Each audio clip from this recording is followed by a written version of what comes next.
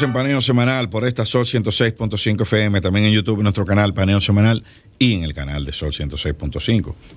En nuestras redes sociales, Instagram, Facebook y Twitter, Paneo Semanal. Entonces, hablábamos cuando nos fuimos a la pausa del tema de la legislación.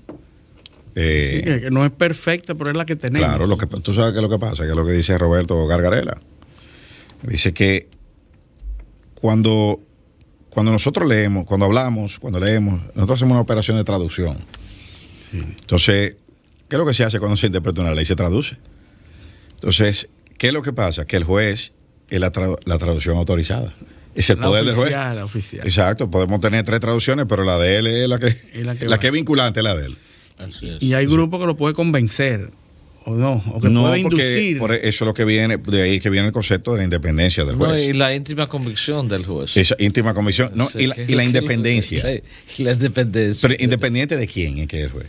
¿Sabe de quién es que es independiente? De las presiones del pueblo. Uh-huh. O sea, al hombre se le coloca en un estadio más elevado. Dice, bueno, este hombre no puede tener problemas de empleo, ni de filiación política, para que decida lo modo más neutral posible. Y déjame decirte una cosa a ustedes. Ahora mismo, luego con las redes sociales, hay una justicia mediática. Claro. Que influye, que pesa. Casi de manera determinante en la posición de un juez. En Chile hay un manual, un instructivo de uso de redes sociales para los operadores del sistema de justicia. Hay un código. Puede publicarse y lo que no. Exacto. ¿Cómo tiene el perfil de las redes sociales de un juez? O sea, cómo usted tiene que tener su Instagram, cómo usted tiene que tener su Twitter cuando usted es juez. Pero ¿y qué tiene que evitar? Lo que usted no puede regular es la información a la que él tiene acceso. No, lo que él lee no. Se ha querido en determinados países regular la presión de las redes sociales, porque por ejemplo en cualquier red social, por ejemplo existen los bots que te acusan a ti, claro. A veces te hacen hasta tendencia, es manipulable y te manipulan. Por ejemplo, yo fui objeto de una manipulación cuando me dijeron que yo me había ido una luz roja. Uh-huh. Se hizo tendencia que Gustavo se iba una luz roja. Mentira, no me lleva ninguna luz roja. Pero se hizo tanta presión que si me llevan a un juez me iban a condenar. No había forma. Me iban a condenar. Sí, bueno, eso es muy difícil abstraerse de ese problema que hay. Quizá para terminar con el asunto de la ley, ¿cuáles serían los puntos de esa ley que usted entiende que se deben mejorar, aparte de garantizar las posiciones que se ganan mediante procesos? ¿Qué otras cosas esta ley todavía le falta, la ley electoral? Es regular los gastos de campaña, regularlo, rectificar exactamente ese tema, ser más incisivo con la responsabilidad de la Junta Central Electoral para que no merengue tanto a la hora de tomar decisiones, por ejemplo. Uh-huh. Porque de una forma u otra la Junta se vale de resoluciones quizás para tomar decisiones que deben competir a la ley de régimen electoral, y yéndonos quizás a la parte constitucional, hay siempre el tema de la discusión si aún se mantiene como una conveniencia hacer elecciones diferidas, las municipales de las congresuales y presidenciales. Hemos estado de aquí para allá, de allá para acá, que primero eran juntas, luego eran separadas, luego, en fin. Entonces ahora mismo se revisa si es totalmente conveniente, pero ya eso es en la Constitución que establece, claro, si las elecciones deben mantenerse separadas. Antes eran diferidas 2 años, primero eran juntas todas, luego diferidas 2 años. Ahora son diferidas apenas 3 meses. Entonces, y ahora se discute si es correcto llevar a cabo una elección de municipal en febrero y presidencial y congresual en mayo. Esa conveniencia es simplemente una discusión constitucional, correcto. Sí, claro, eso la no es la ley. Eso no es la ley, pero decía dentro que tiene que ver con la parte electoral, hasta donde en el Congreso hemos estado discutiendo esos pero temas. Ese tema que usted mencionó del gasto de campaña, que no está regulado, sobre todo no está regulado en la ley. Bueno, la ley sí, pero no está del todo. No, no es la eficiente. fiscalización, por ejemplo. Es deficiente la regulación. La fiscalización, no. También otra cosa que hay que regular, ponerle un poquito más de presión es a los mercados electorales y a la fiscalía de procurador fiscal electoral, que tiene mucho que ver con sancionar el día de las elecciones exactamente el uso de las compras, por ejemplo, de cédulas y compra de votos. Eso aquí en República Dominicana se ha constituido en un verdadero... Yo que he sido candidato, he sido víctima de un mercado electoral de compra de votos prácticamente al frente de los colegios electorales, al frente de los colegios electorales. Entonces, de una manera u otra, pienso yo que hay determinados países, por ejemplo, que se ha regulado la obligatoriedad del voto. A veces yo pienso si es saludable, y pienso que sí, que debe ser obligatorio el voto para evitar dos cosas. Usted es un ciudadano que tiene derecho a protestar.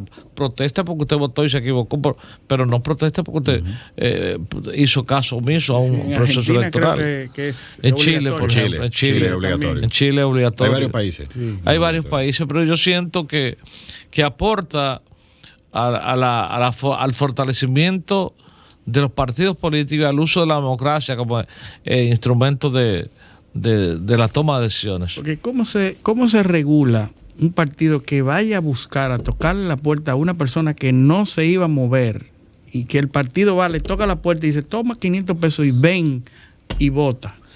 O sea, ¿cómo tú puedes evitar esa compra? Simplemente obligándolo a votar. Obligándolo a votar, porque ellos se quedan hasta las 3 de la tarde, 4 de la tarde. Y fíjate que después de las 2 de la tarde, de 2 a 5 de la tarde, es que comienza el menudeo y comienza el juidero, como se dice. La logística. Así mismo es. Entonces, si el voto es obligatorio, bueno, tú tienes que votar, porque tú no puedes, por ejemplo, cambiar un cheque, porque tú no puedes accesar a tal o cual cosa, porque tú no tienes derecho a determinado... Aunque vote vacío. Pero exacto, aunque vote en blanco. Aunque vote en blanco, pero usted fue a votar. Entonces, de esa manera tú evitas dos cosas. Número uno, el mercado electoral de compra y venta de votos. Y dos, el hecho de que el ciudadano, la democracia sea más participativa. No, y digo, hay otros aspectos, pues si nos fuésemos a embarcar en un proceso como ese en el país, habría que visitar aspectos legales, pero constitucionales también. Yo creo que un aspecto, eso que mencionábamos ahorita, el tema de la sustitución de los legisladores. Sí. Eso habría que regularlo. Sí, sí, eso es correcto. La Constitución establece que la curul le corresponde al funcionario que fue electo, que no le corresponde al partido. O sea, usted puede irse de un partido, el famoso transfugismo, claro, y el partido no puede hacer uso de esa curul. Esa curul porque constitucionalmente lo establece. Lo que es una estafa, lo que se llama la estafa al elector. Sí. Yo usted me eligió porque yo estaba en un sitio, por mis condiciones personales, lógicamente, pero también porque yo era parte. Es un derecho constitucional, claro, que habría que modificar. No, porque en el método de Hunt, usted sale electo porque está en un partido. Sí, claro. Entonces resulta que después usted se va para donde usted quiera. Y se va para entonces eso habría que ver pero cómo se regula. Eso sería fruto de una reforma constitucional. Claro, constitucional. Sí. Tú me preguntas a mí y yo te diría que real y efectivamente uno responde al electorado. O sea, en la curul, o sea, yo siento que al menos que yo no renuncie a la curul. Realmente a mí me eligieron gente que no son militantes del PLD, probablemente también. Claro. Por lo tanto, por sus condiciones personales. Por mis condiciones personales. Entonces, así es. Habría que ver. Yo siento que más que eso, los partidos deben ser más estrictos a la hora de postular sus candidatos. Y qué bueno que usted toque ese tema, porque se está dando un fenómeno en la política recientemente. Gente que no pertenece a partidos.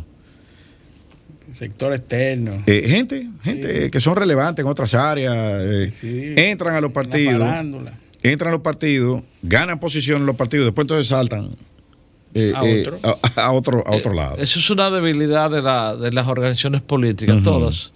hemos sido suficientemente débiles simplemente para buscar adeptos, para procurar que esas personas tienen influencia en la sociedad, ya sea económicamente, ya sea publicitariamente, generan simpatía a favor de un partido que los partidos, las cúpulas de los partidos quieren aprovechar y le ceden candidaturas, salen con una candidatura, ganan por el uso a veces indebido del dinero, ganan por la influencia en los medios de comunicación que tienen, son figuras y simplemente ya una vez electo se queda en el partido si quiere. Agente libre. Sí, un agente libre como realmente ha estado sucediendo.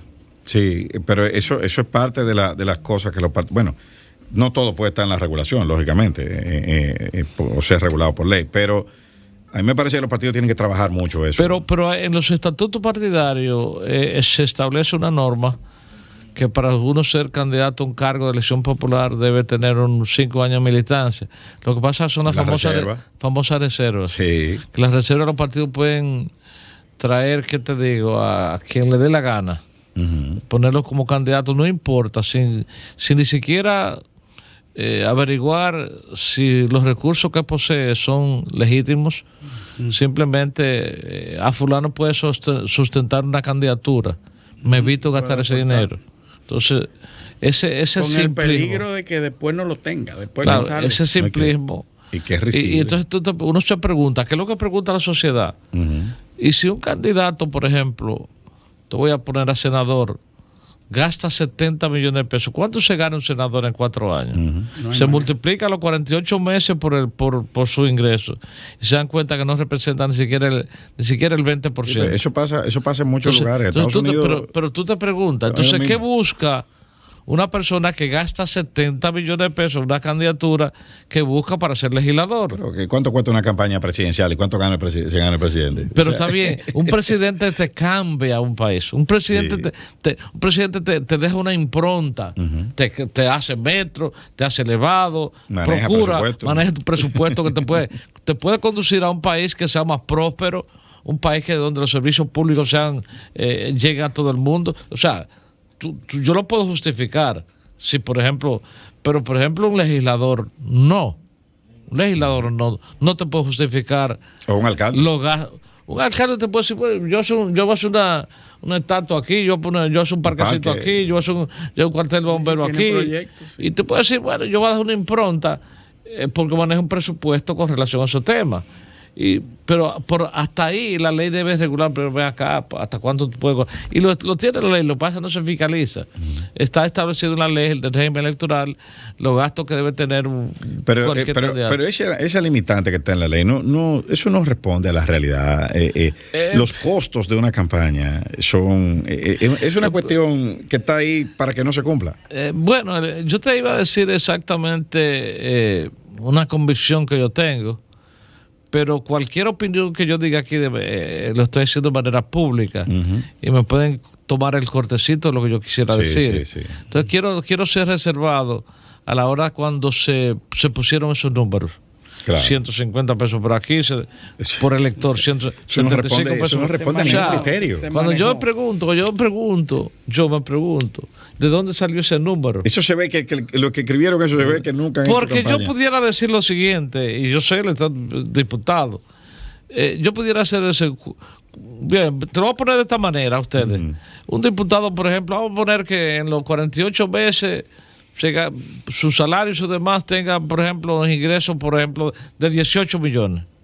Por ejemplo, no estoy diciendo que sea total, que es correcto. Yo digo, bueno, si tú te ganas 18, tu gasto de campaña no puede ser más de 12. ¿Verdad? Claro. Entonces, 12 dividimos entre la cantidad de electores. Si tú tienes, por ejemplo, 100,000 electores, tú dices, bueno, divídeme esos 12 entre los electores que tú tienes y ya.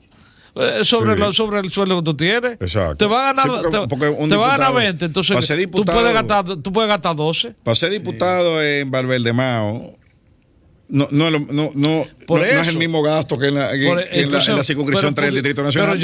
Y salió una pequeña luz de todo esto cuando se dice eso. O sea, ¿cuánto yo me voy a ganar como diputado? Y en función de lo que yo voy a ganar como diputado, yo puedo gastar en campaña el 60% de lo que yo me voy a ganar. Exactamente. Y ya. Eso me justifica. Y se divide entre el número de electores. Se divide entre el número de electores. Es más transparente. Claro que sí. Claro que sí. Bueno, yo no quisiera que se quedara esta pregunta. El PLD gobernó por 16 años. Y primero 4 y después 16, es decir, 20 años. Obviamente, en este proceso se produce un desgaste. Sobre todo de las últimas autoridades, de la figura presidencial, que es la que más se desgasta, y otras personas que están muy cercanas al presidente.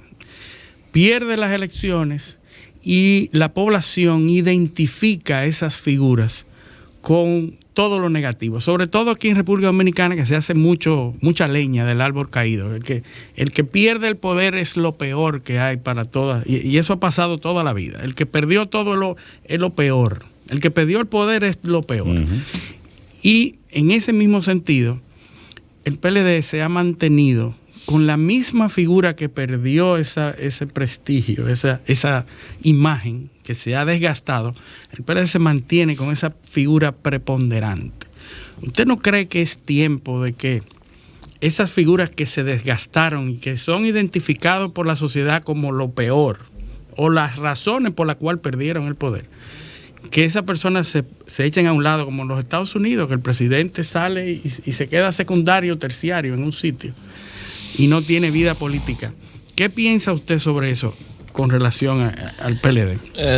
Debo ser un poco amplio y un poco conceptual de mi respuesta, pero yo te puedo decir que en el PLD se ha dado, primera vez que se da una dirección renovada, y fruto de esa dirección renovada hay personas, por ejemplo, que nunca fuimos parte de la cúpula, que tenemos otra ascendencia. Se amplió el comité político.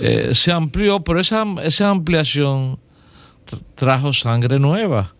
Sangre, por ejemplo... Se quedaron los viejos también. Sí, pero correcto. Pero hemos podido valorar la experiencia de lo que formaron el partido. Por ejemplo, con un comité político con la composición anterior era imposible tener un debate como el que se tuvo ahora. Sí. Por ejemplo. Fue un debate muy productivo. Pero te voy a decir otra cosa. Cuando se sale del poder, por ejemplo, que tú dices, bueno, y el partido que llega, ¿cuál es la visión del partido que llega? Cáele arriba al que estaba, para que no se levante. Y cuando a ellos le toque salir, le va a pasar lo mismo. Y han querido, déjame decir, hacer el partido que estuvo en el poder, que estoy en el poder por 16 años, 20 en total, querer desterrarlo de la República Dominicana. Sin embargo, los cambios como se producen no son del todo mal. ¿Sí? ¿Por qué? Porque uno no sabe lo que tiene hasta que no lo pierde. Exacto. O sea, el cambio fue bueno para comparar. Entonces, ya el pueblo comienza a extrañar lo que teníamos. Y adentro del PLD ya hay autocrítica, o sea, ya se nota la autocrítica, porque obviamente perdieron el poder porque se desconectaron. Pero ya tienen autocrítica de saber identificar cuáles fueron los factores que lo alejaron del poder. Pero claro que sí, claro. Yo te puedo decir alguna. Por ejemplo, es muy difícil encontrar un país donde un partido pueda mantenerse democráticamente en el poder por 20 años corridos. Eso es así. O sea, en República Dominicana y en el mundo entero hay una consigna que dice abajo el que está arriba. Abajo el que está arriba. Como dice Moisés Naim, el poder del siglo XXI. Fácil de ganar, fácil de perder, difícil de ejercer. Ahora bien, exacto. Pero, por ejemplo, ¿por qué tú crees que esa sociedad civil inscrita en participación ciudadana hoy, que fue tan crítica en el gobierno, que uno lo asumía como un estamento de de contrarrestar, de soporte de la sociedad. Que le hacían caso. Hoy todos están en el gobierno, Sí. hoy todos son funcionarios, o no todos, una gran parte son funcionarios. Entonces, se deslegitiman cuando, sobre la base de una posición de cuestionamiento, la famosa Marcha Verde. Pero Carlos Pimentel es un funcionario del gobierno. Y Juan Bolívar Díaz. Y Juan Bolívar Díaz, por decirte y muchos otros. Y muchos otros. Entonces, un poco ese cuestionamiento que se nos hizo a nosotros como gobierno, por ejemplo, como se nos quiso inculpar inclusive a todos, porque es indudable que en el ejercicio del gobierno hay personas que cometen errores, que los hay, claro que sí. Pero cuando tú sumas y restas las luces que tuvimos y la sombra que hubo más luz. Te das cuenta que hubo más luces que sombra. Claro que habían sombra. ¿Cuál es el deseo de Abel? El deseo de Abel es exactamente aprovechar los espacios que no hemos ganado en la lucha democrática para corregir errores que cometimos. Claro que sí. Ahora bien, Abel tiene que saber que desde los gobiernos del PLD de Danilo se hicieron muchas cosas buenas, que hay que darle continuidad, por ejemplo, como la visita sorpresa, como el 911, como asistencia vial, como por seguridad social, que fueron cosas buenas. La inversión que se hizo, por ejemplo, en el sector público, como por ejemplo en puentes, carreteras, en túneles, en metro, en todo. Sí. Nosotros llegamos al poder en el 96 con un presupuesto de 26 mil millones. Fue el presupuesto que nosotros encontramos de Balaguer y lo dejamos en 1 billón. Hay tantos ceros ahí que uno ni se da cuenta. 1 billón. Nosotros multiplicamos el país como por 50. O sea, encontramos un país de un presupuesto donde un profesor ganaba 3,000 pesos. Lo dejamos un profesor ganando 60,000 pesos. Así es. Un profesor anda todo en carro. Bueno, el tiempo es implacable aquí, diputado Gustavo Sánchez. Pero como dijimos al principio, como MacArthur, tiene que decir me voy, pero vuelvo. Agradecerle su comparecencia aquí, decirle que las puertas están abiertas y que por supuesto usted va a volver, porque lo vamos a volver a invitar. Y agradecer a nuestros teleoyentes la sintonía este sábado y pedirles que con el favor de Dios, como cada sábado, nos acompañen el próximo sábado, otra vez, en otra edición de Paneo Semanal. Hasta entonces. Sol 100.